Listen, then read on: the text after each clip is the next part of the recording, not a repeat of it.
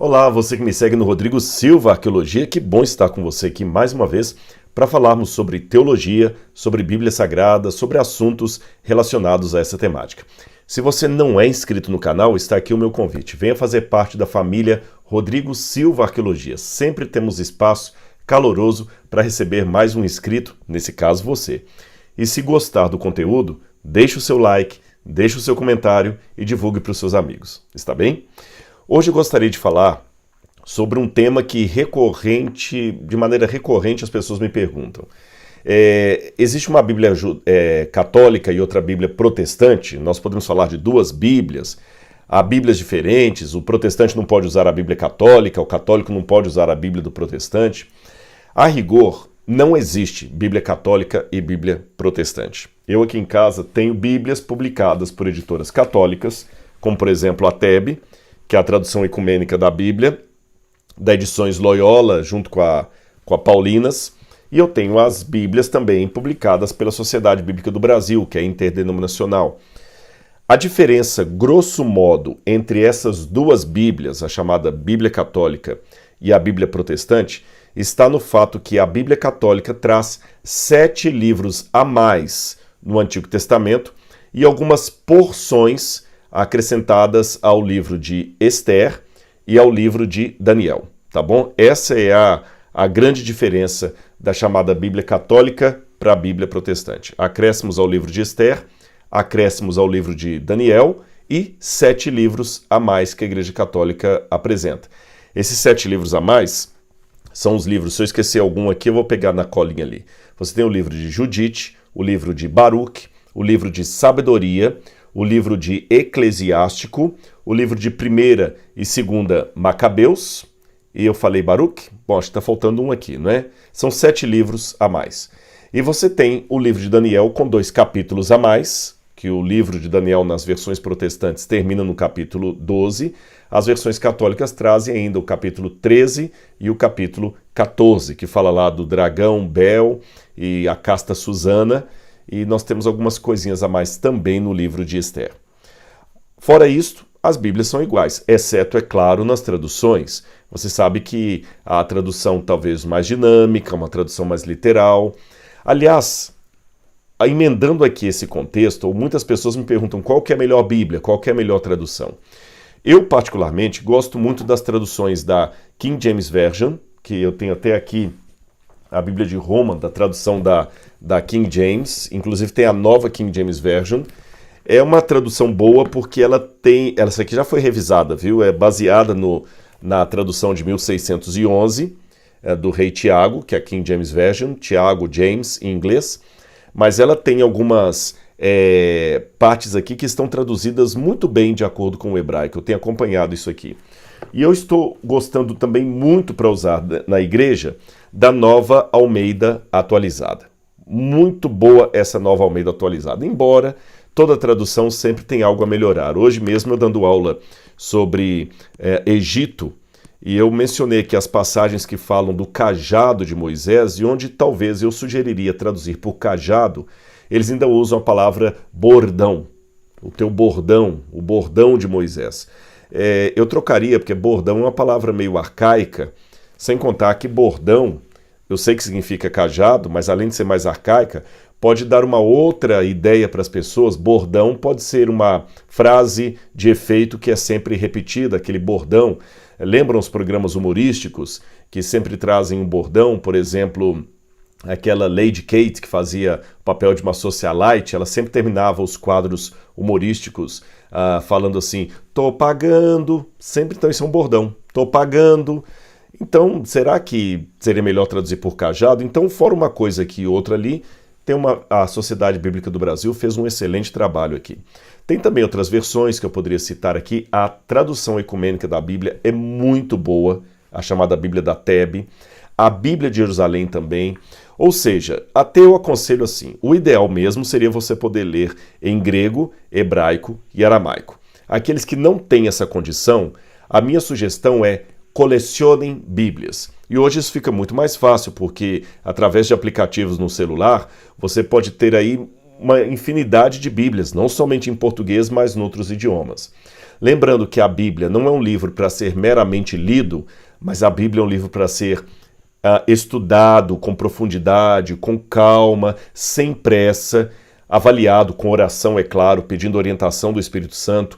A Bíblia é um livro para ser estudado em comunidade, não é você colocar a Bíblia debaixo do braço, levar para o escritório, ficar tirando as suas ideias ali da Bíblia e repetindo qualquer doutrina que você mesmo inventou. Não.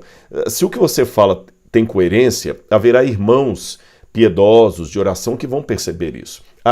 Também é muito interessante você levar em consideração alguns comentários bíblicos que você pode usar para ajudar numa passagem ou noutra. As Bíblias anotadas, elas também têm o seu valor, muito valor, como a Bíblia de Roma, mas deve-se levar em consideração que a Bíblia anotada segue, às vezes, a teologia daqueles teólogos que fizeram a anotação. Nada errado, mas apenas para você lembrar. Uma Bíblia anotada, por exemplo, de teologia reformada, protestante, ou melhor dizendo, presbiteriana, vai ter uma interpretação dos textos paulinos sobre a predestinação diferente de uma Bíblia de estudos pentecostal. A Bíblia de Estudos Pentecostal vai ter certamente uma interpretação do dom de línguas diferente, estou falando das Bíblias anotadas, de uma Bíblia que acredita no cessacionismo. Então você deve levar em consideração essas coisas, ouvir, analisar, enfim. Bíblia não é coisa para você ler às pressas. E hoje é muito mais fácil do que antigamente. Antigamente você tinha que comprar Bíblias e ter uma coleção delas em casa. Hoje, na internet, de graça, no Google, você tem várias Bíblias free que você pode baixar ali até o aplicativo com a tradução e ler e comparar. Então, leia sempre um versículo em várias Bíblias, em vários idiomas, se você tiver condição de ler outras línguas como inglês, francês, ou quem sabe até o latim, é um bom exercício. E aqui fica também o meu incentivo para que você procure estudar grego, hebraico, isso vai enriquecer bastante o seu estudo, mesmo que você não queira ser um padre, um pastor, um líder religioso, tá bom? Agora, isso com relação a versões da Bíblia. A proposta desse vídeo aqui é falar mais sobre os famosos livros a mais que a Bíblia católica apresenta, né? Eu citei para vocês aqui os livros a mais. E será que esses livros realmente são inspirados por Deus? Bom, vamos por etapa. A Bíblia escrita em hebraico e aramaico, com porções em aramaico, a chamada Bíblia hebraica, aquela que Jesus conheceu, ela não continha esses textos, esses livros a mais que a Igreja Católica apresenta, muito menos os capítulos a mais em Daniel e Esther. Essa Bíblia não tinha esses capítulos a mais, esses livros a mais. Ela era apenas uma Bíblia que, a princípio, tinha 22 livros. É assim que testemunha, por exemplo, Flávio Josefo, que viveu na época de Jesus, ele fala que a Bíblia tinha 22 livros. Não somente Flávio Josefo, Filo de Alexandria também, que era um judeu da mesma época ali, mais ou menos, que também acreditava que a Bíblia tinha 22 livros. E os judeus, de maneira geral, diziam que a Bíblia, para eles o Antigo Testamento, era uma coleção de 22 livros. Essa coleção de 22 livros era dividida em 3 partes, às vezes 2, às vezes 3 partes. Algumas vezes falava-se da lei e os profetas, para se referir a todos esses 22 livros, às vezes falava-se da lei, dos profetas e dos escritos. Jesus assim se referiu. Ele fala, por exemplo, para os discípulos em Emaús: vocês nunca leram o que está escrito a respeito do Messias na lei e nos profetas? Em Mateus capítulo 5, verso 17, ele também diz: não penseis que vim revogar a lei e os profetas, isto é, os 22 livros inspirados, as Escrituras, que nós chamamos de Antigo Testamento.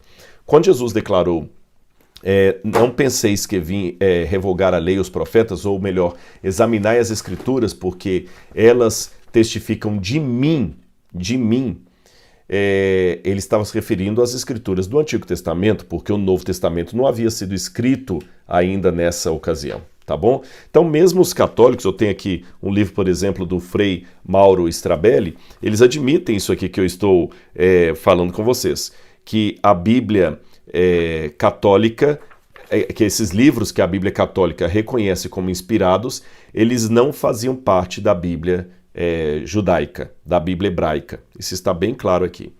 Agora, você pode perguntar, mas espera aí, Rodrigo, a mesma Bíblia protestante, ela não tem 22 livros no Antigo Testamento, ela tem 39. Então, mesmo a Bíblia protestante está com mais livros do que a Bíblia hebraica? Não, não é isso. Eu vou explicar a você.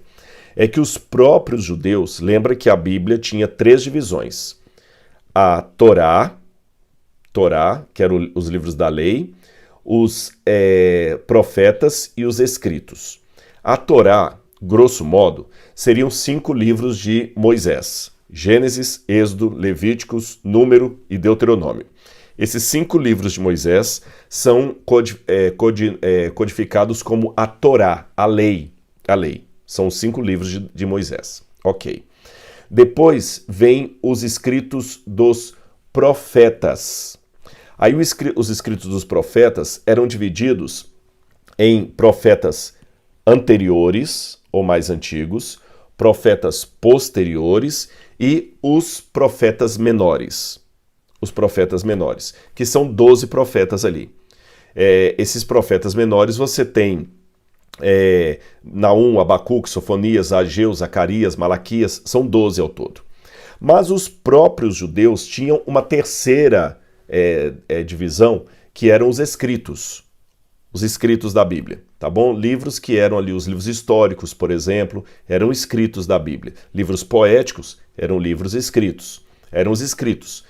Por isso até que eles apelidavam a Bíblia de Tanar. Tanar é a abreviação das 3 divisões em hebraico. Torá, lei, Naviim, profetas, e Ketubim, escritos. Então, Torá, profetas e escritos. Então, Tanar. Tanar seria Ta, de Torá, Nar, de Naviim, profetas, e Ketuvim, Tanar, de Ketuvim, escritos. Agora, os próprios judeus dividiram alguns livros que, na versão mais antiga do hebraico, eram unificados. Por exemplo, havia só um livro de crônicas. Então, eles dividiram em 1º e 2º Crônicas, 1º e 2º Reis. Tá certo? Então, esses livros foram divididos. E quando dividiram, é claro, então agora viraram 2 livros de Reis, 2 livros de Crônicas. Samuel também foi dividido em 2 livros.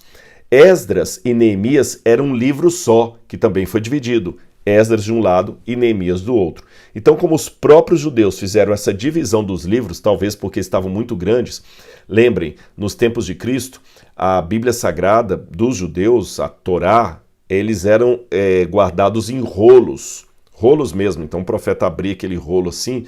Então você há de imaginar que um livro muito grande ficava um rolo muito grosso. Então eles dividiram até para facilitar. Como os próprios judeus dividiram esses livros que eu mencionei aqui, a Bíblia deles, que tinha 22 livros, passou a ter 39. Não é porque novos livros foram acrescentados, é porque livros muito grandes foram divididos. Então a Bíblia judaica, ou a Bíblia hebraica, como é comumente chamada, tem a mesma quantidade de livros da Bíblia protestante hoje, da chamada Bíblia protestante, né? Eu não gosto muito dessa nomenclatura. Agora, acontece o seguinte: no 2º século antes de Cristo, muitos judeus estavam sendo perseguidos por um certo Antíoco Epifânio que estava destruindo Jerusalém. Ele chegou a colocar um porco para ser sacrificado no santuário, matou muitos judeus, e muitos judeus fugiram da chamada Terra Santa e foram morar em outros lugares, inclusive em Alexandria. Alexandria, nessa época, era o centro cultural da humanidade. Alexandria, embora ficasse no Antigo Egito, ela já não tinha mais uma cultura egípcia, porque Alexandre o Grande dominou o Egito, e quando ele conquistou o Egito, após a sua morte, o seu reino, o seu império de extensão territorial continental conquistada, acabou sendo dividido para os seus 4 generais, Cassandro, Seleuco, Lisímaco e Ptolomeu. Cada um ficou com uma parte, com uma fatia das conquistas de Alexandre. E Ptolomeu acabou ficando com a parte do Egito. E como ele dominou o Egito agora ficou com uma cultura muito grega. Eles ainda imitavam muito da cultura egípcia, mumificavam pessoas, por exemplo, ainda adoravam alguns deuses egípcios, tinham uma certa liturgia egípcia, mas eles eram gregos. Uma descendente de Ptolomeu, famosa dessa época aí, é Cleópatra. Cleópatra foi a rainha do Egito, mas ela não era egípcia, ela era grega, de sangue grego, descendente de Ptolomeu. E nessa época também foi construída ali em Alexandria, o próprio nome Alexandria foi dado à cidade em homenagem a Alexandre o Grande. Na época dos grandes faraós do Egito, Alexandria nem existia, não era nada. Alexandre que fundou aquela cidade ali, que recebeu o nome de Alexandria em homenagem a ele. E ali ficou como sendo um polo cultural da humanidade daquele tempo. Alexandria tinha o farol de Alexandria marcado como uma das maravilhas do mundo antigo. E além disso, ela tinha uma enorme biblioteca, que infelizmente foi destruída pela ignorância da guerra romana. Essa biblioteca de Alexandria foi destruída em 692 depois de Cristo. E muita coisa se perdeu. Ela tinha milhões de manuscritos ali, manuscritos dos filósofos gregos, manuscritos que hoje nós nem sabemos mais se existiram, foi tudo destruído pela guerra quando a biblioteca foi incendiada. Pouca coisa se sobrou dali, como por exemplo os manuscritos de Aristóteles, mas isso aí é outra história. O fato é que, como Alexandria queria ser o polo cultural da humanidade e o grego era a língua franca, a língua falada em todo o mundo, hoje você sabe que em todo o mundo a língua falada mais divulgada é o inglês. A língua mais falada do mundo não é o inglês. A língua mais falada do mundo é o chinês, porque você tem lá mais de 1 bilhão e tanto de pessoas falantes do chinês. Mas em termos internacionais, a língua mais internacional é o inglês. Você pode pegar um avião indo aí para os Emirados Árabes, os avisos vão estar em inglês, na língua local em inglês. Você vai para a China e você vai ver em muitos lugares, a China tem uma resistência maior ao idioma inglês, mas em muitos lugares você tem um cardápio em chinês e em inglês.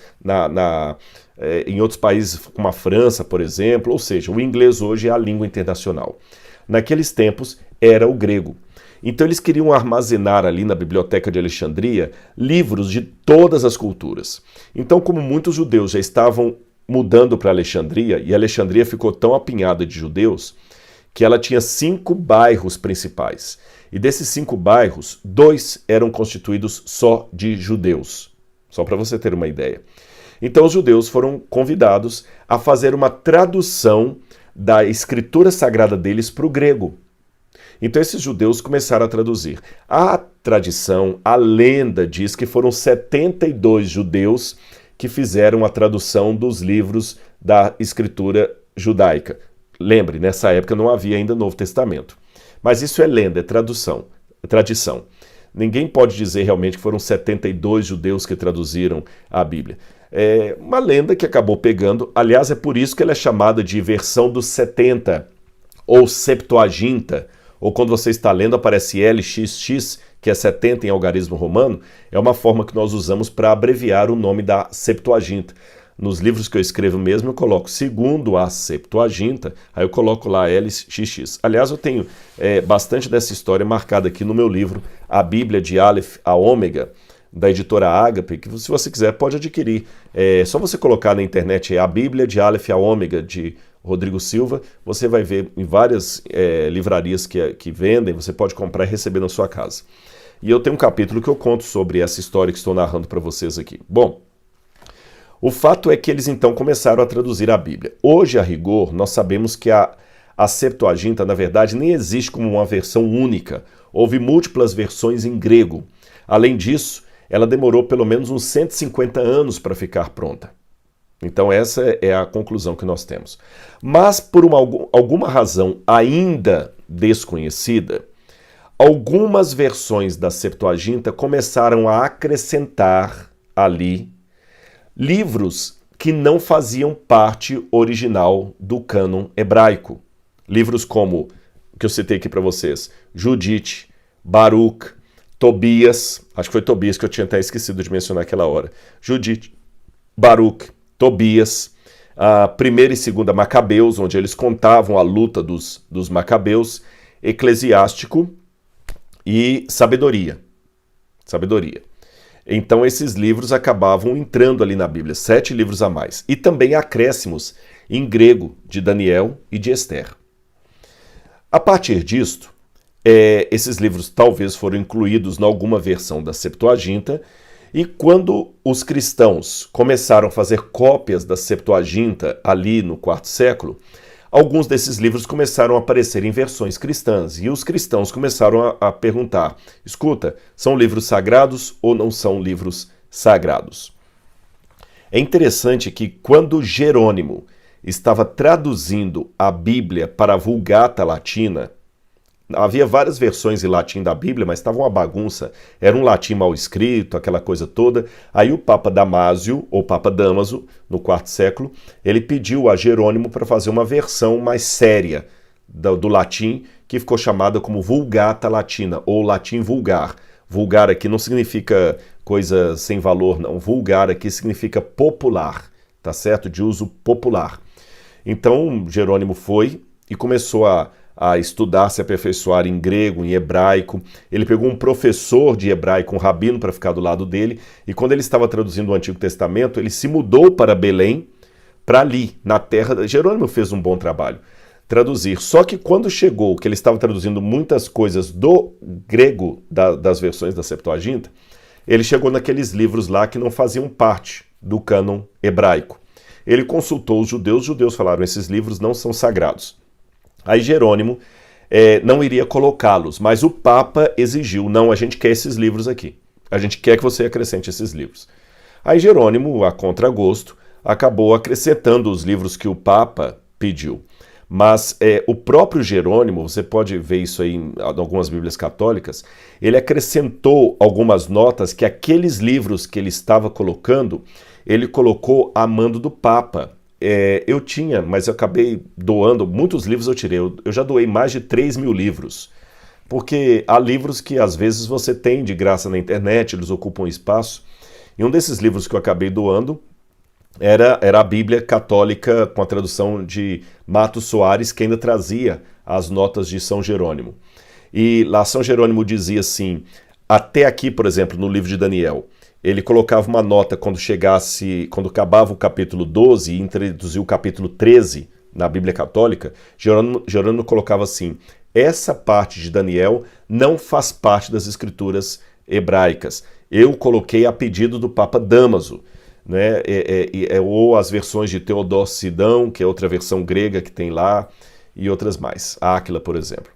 Então o próprio Jerônimo colocava as anotações dele. Além disso, tem um Prólogos Galeatus, que é um prólogo em latim que o Jerônimo escreveu, e ele falando especificamente dos livros de Judite, ele falando dos livros de Judite, de Sabedoria e Eclesiástico. Que não confunda Eclesiástico com Eclesiastes. Eclesiastes é um livro, escrito provavelmente por Salomão. Eclesiástico é esse livro apócrifo. Aí, falando desses dois livros de Sabedoria e Eclesiástico, Jerônimo acrescentou o seguinte, preste atenção, é o Jerônimo falando, São Jerônimo.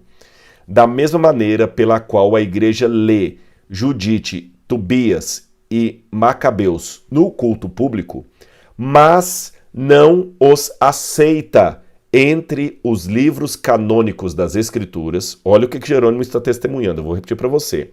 Da mesma maneira que a igreja lê Judite, Tobias e Macabeus no culto público, mas não os aceita entre os livros canônicos das Escrituras, assim também esses dois livros, o Sabedoria e Eclesiástico, assim também esses dois livros são úteis para a edificação do povo, mas não para receber as doutrinas da igreja. Então veja que o próprio São Jerônimo admitiu, tudo bem, esses livros são lidos publicamente aqui na igreja no quarto século, mas eles não servem para receber a doutrina, ou seja, a doutrina não podia sair desses livros. Também no prólogo Galeatus, escrito em latim, de Jerônimo, ele afirma claramente que só eram canônicos os 22 livros da Bíblia hebraica. Lembra que eu falei 22 ou 39, se você dividir ou não aqueles livros ali. E além disso, o próprio Jerônimo determinou que fossem separados os livros canônicos daqueles que ele chamava de apócrifos. E olha que as próprias palavras de Jerônimo, no Prólogos Galeatus, eu vou ler para você. E então, há 22 livros da antiga lei, ou seja, 5 livros de Moisés, 8 livros dos profetas, 9 dos hagiógrafos, embora alguns incluam Ruth e Quinot, que seria Lamentações, entre os hagiógrafos, penso que eles devam ser contados separadamente. Devemos, portanto, ter 24 livros na antiga lei. Esse prefácio das Escrituras pode servir como uma segura introdução a todos os livros que são vertidos do hebraico para o latim, para que possamos ter certeza de que o que está fora deles deve ser colocado de lado, entre os apócrifos.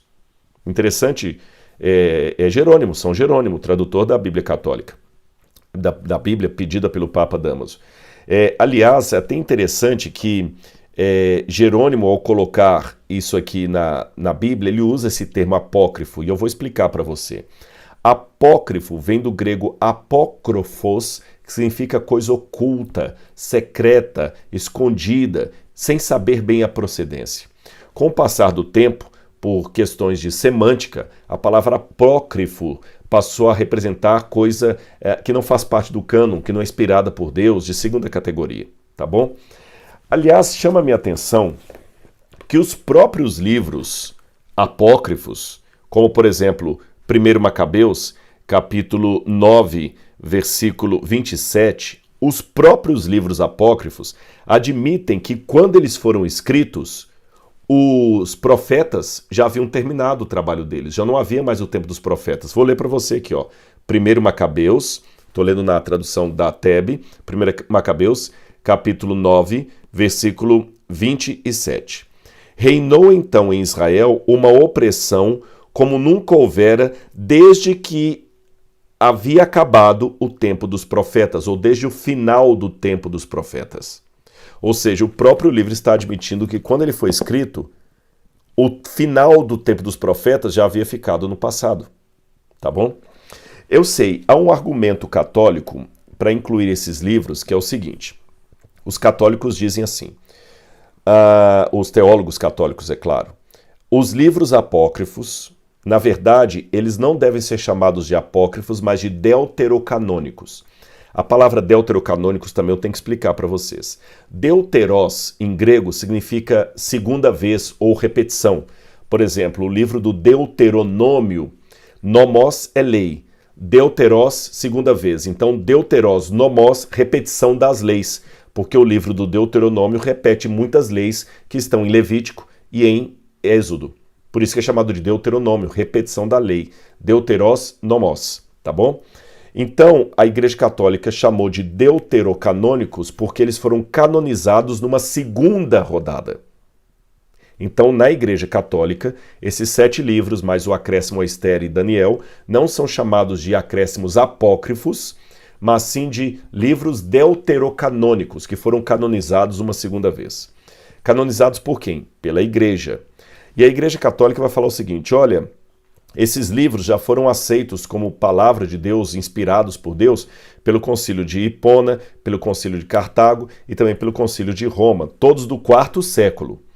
Só que, a rigor, não é bem isso. Quando você vai aos cânones desses concílios, além de serem dúbios no reconhecimento desses livros, esses concílios não foram concílios internacionais da Igreja, foram concílios regionais.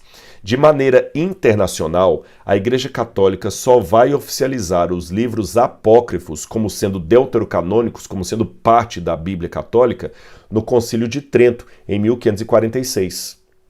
Então, antes de Trento, antes de 1546, nem a Igreja Católica tinha oficializado de maneira universal esses livros.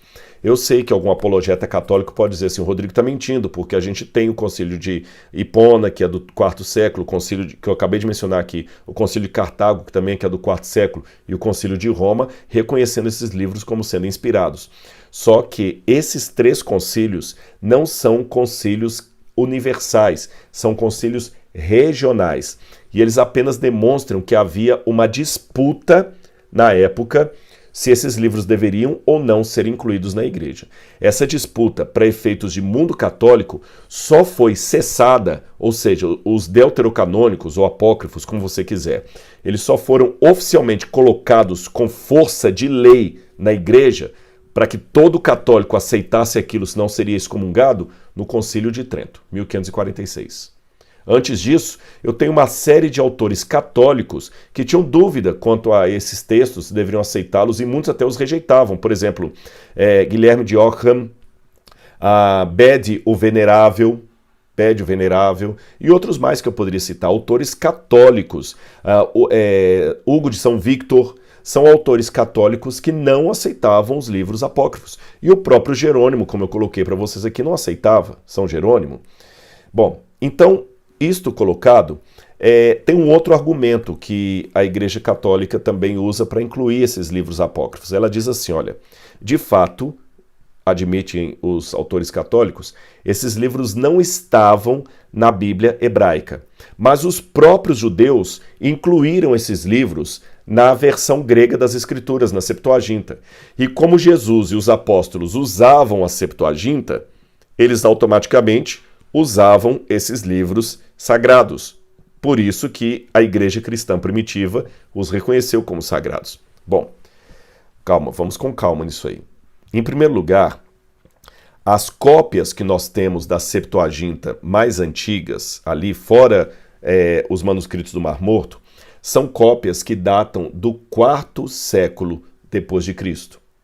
E, de fato, muitos cristãos do quarto século copiaram a Septuaginta, e nessas cópias do quarto século, elas apresentam os livros apócrifos, ou deuterocanônicos, indicando que aqueles cristãos que copiaram a Septuaginta incluíram ou se valeram de um manuscrito que incluía. Isso é verdade.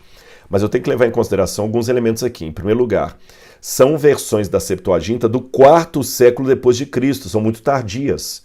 Nós não sabemos como era a versão da Septuaginta do tempo de Jesus. Aliás, os maiores especialistas em literatura da Septuaginta admitem que não havia a versão dos 70, mas sim, no plural, versões da Septuaginta.